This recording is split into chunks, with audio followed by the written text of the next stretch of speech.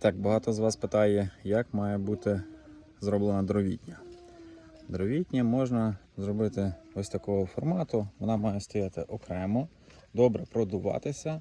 Тобто вітер має гуляти, висушувати дрова. Дрова можна розміщувати. Цьогорічні дрова, минулорічні дрова і майбутні дрова. Ось, тобто місце добре продувається. Конструкція може бути дерев'яна.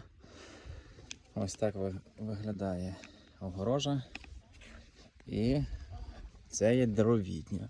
Бачите, дровітня з села Попельники, Колешня, Снятинського району.